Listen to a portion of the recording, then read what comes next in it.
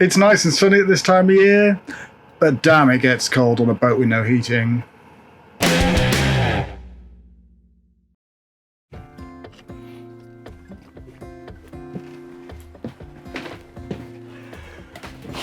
Right then, I've got my hat on, I'm all prepared. So to let you know what's going on, tomorrow, Tom from JPC Direct is going to come down here and install a heater onto the boat so I don't freeze to death when I'm not in my mooring, because on this boat there is only heating when I'm plugged into the mains in the marina and I can power a fan heater. Other than that, it's freezing because the boat is from the US, and in the US, in Florida, you don't need heating.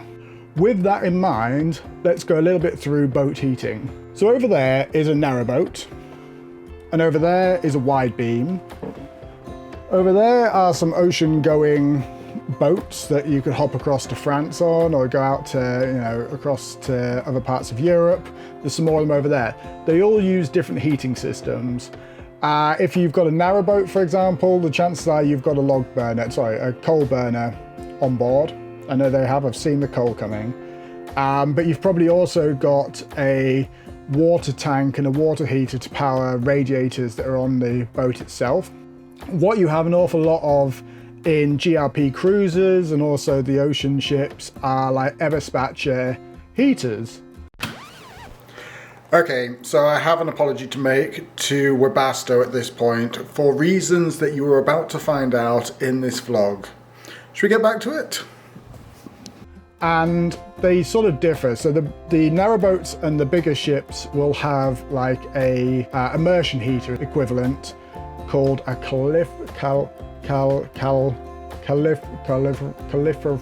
can't say it. That word. They have them on. On a boat this size, it would take up too much space, and I don't have a bath or have needs for long showers, so it's not as big a deal. So what we're going to have installed on here is like an Eberspacher diesel air blower, similar to what you would find in a camper van, and that will keep the boat warm when I'm not plugged into the mains electricity, and it will be amazing because I can go work out in the middle of nowhere and stay warm. So how did I end up sort of in this situation? So I got the boat has no heating, and I knew that when I bought the boat. It wasn't a deal breaker.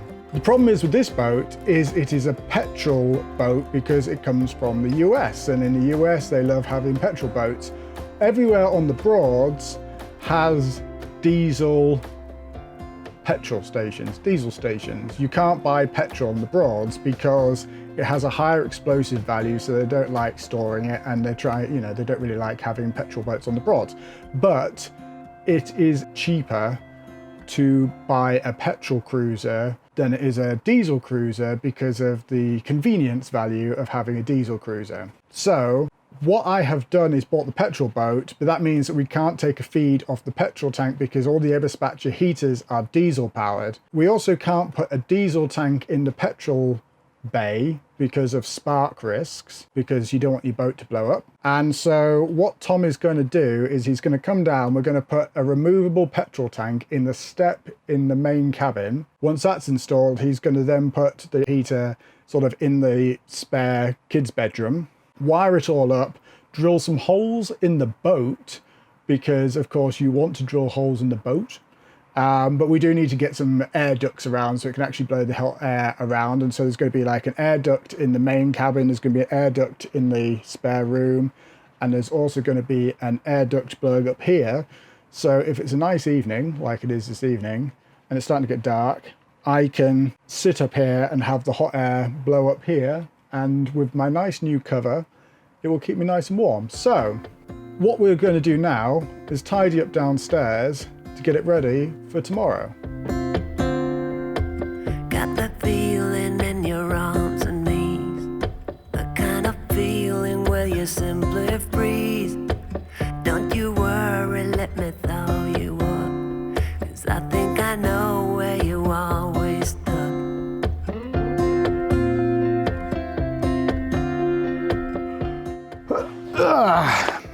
All right, we're done. The cabins have been cleared. We're ready for tomorrow to get the heating installed. So come back, in about 5 seconds where we find out how it all went. Bloop. All right, folks, good morning. It's still early. Sorry about the shades. It's bright and the sun is low. It's 8 o'clock. I'm on my way to the marina. I'm so excited about today's installation because it finally means I get to use the boat out and about on the Broads. We're going to get down there. We're going to get on board. We're just going to get that boat heated up so it's not freezing. And then Tom's going to arrive in about an hour and he's going to be installing the boat heating this morning, hopefully. Hopefully it won't take too long. I have no idea how long this installation is going to take. It might take an hour, it might take 5 hours. We'll find out later. But whilst he's around, I'll be able to take some B-roll to show you guys how it went. Good morning, welcome back to St Olave's Marina. For the more astute of you who may notice, it is not the next day, it's actually about a week later. The install took a little longer than expected, not wildly. I've just been busy for the last few days getting some stuff done at work so I can spend a day on the boat figuring out how all this stuff works. So I'm now just heading towards the boat, so let's go down there and find out exactly what Tom has been doing. Okay, welcome back on board. One thing I did notice, I don't know if I just wasted my time, one thing I did notice when I got on board, it got down to about -2, -3 out here last night. I wasn't on board, but I got on this morning and upstairs in the conservatory area, it was already 15 degrees and we haven't even switched the heating on. So it was quite warm, warmer than I was expecting. So the boat does a reasonably good job at insulating itself. Of course, it is like a greenhouse. So the sun comes up like today and it makes a big difference. But I thought that was quite interesting. Anyway, I filled the fuel tank. The train has just gone past, which means it's time to start the heating and see how good it is.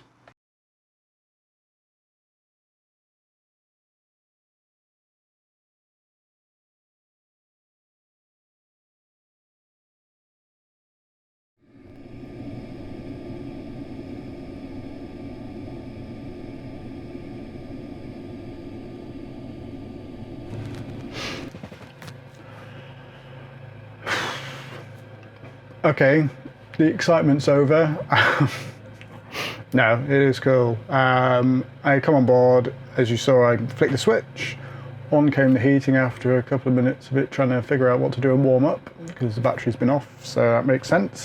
And it's blowing hot air, in fact it's just stopped. So hopefully it's not broken. But basically, it's trying to get up to temperature, so we'll see how long it takes. So, welcome all to the inner workings of my boat. We're going to have a quick look at the work that Tom has done over the last few days on the boat to get the heating installed. Hopefully it'll give you an idea about what work has been done and what has happened whilst we've been away. So, first of all, we're going to have a look under the step. You can see in there that is the custom-built fuel tank that I had fitted because I wanted something that would fit properly in the space rather than compromising on the amount of fuel that we could carry or the location of the fuel tank. So it made sense. I mean, this cubby hole until now had a hose pipe in it to fill the water tank, but we can find somewhere else for that. This is an ideal space for the heating. So if I just drill in there, you can see that there is the fuel outlet pipe and the vent, and because of boat regulations this fuel tank is removable, so if I want to take it out of the boat to fill it up, I can undo this strap, I can undo the fuel vent hose and shift the whole thing out. So this spot down here is the kids' bedroom effectively. And I can tell you, through the heating, it is absolutely boiling in here.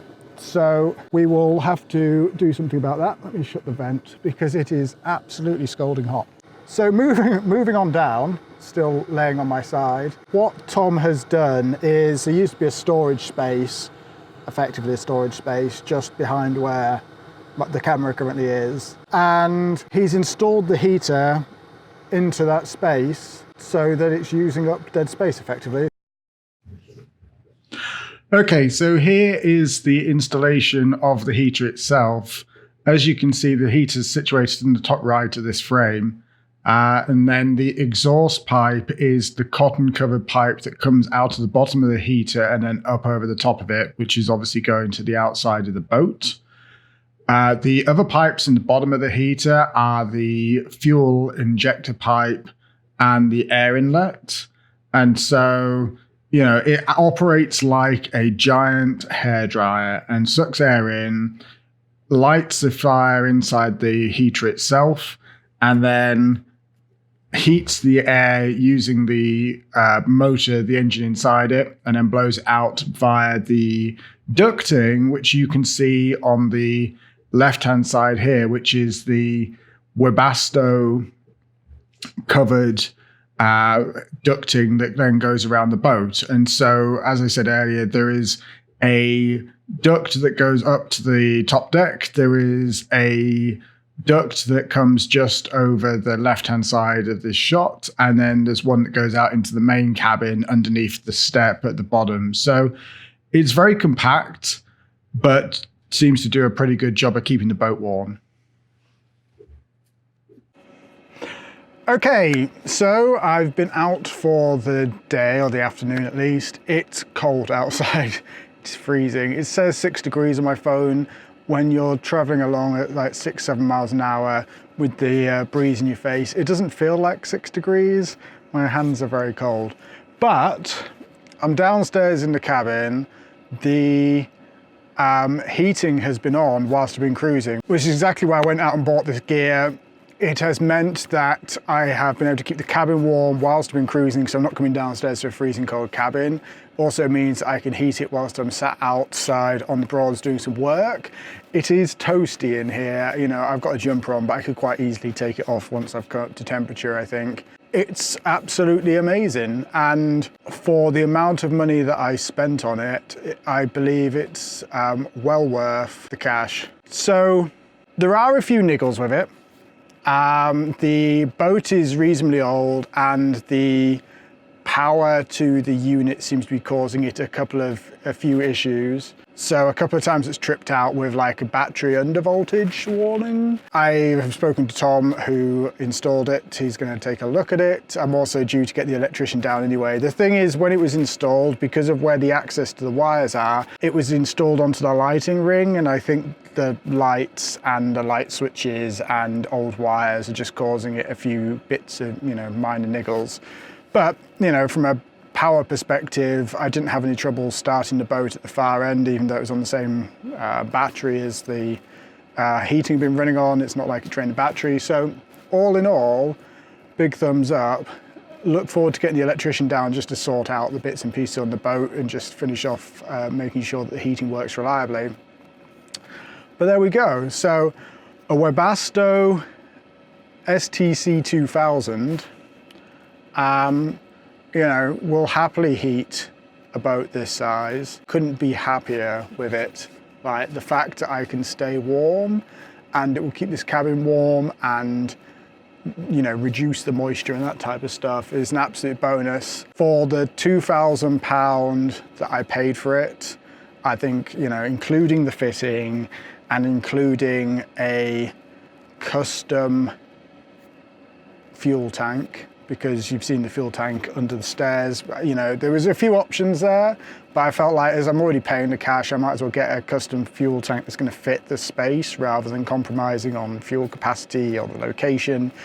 You know, so that way we haven't got like fuel tanks under the seats or anything like that. So absolutely the best. So if you're on the Broads and you need a heater in your boat, or you would like a heater in your boat, I don't think you need a heater in your boat, but if you would like some boat heating, go and see Tom at JPC Direct. He certainly knows what he's talking about. He certainly knows how to install heating, and it's absolutely fantastic. So I hope you found this episode useful. If you have, let me know. Put some comments in the comments box below. If you think I haven't explained myself thoroughly enough, let me know as well. If you'd like to know more, stick some comments in the comments box and let me know how I do. If you like this channel and you're interested in seeing more about what I get up to in the Broads and out and about in the Broads area, then please subscribe to my channel, and there's more content coming regularly. I'm trying to do it every couple of weeks, and we'll see how that goes to keep content flowing. Like the video if you like it, dislike the video if you don't like it, and hopefully I'll see you all again soon. My love is real and it's not just for the season. Here's what I feel, I don't need a better reason. You broke your heart, come use mine. My love will last, it'll stand the test of time.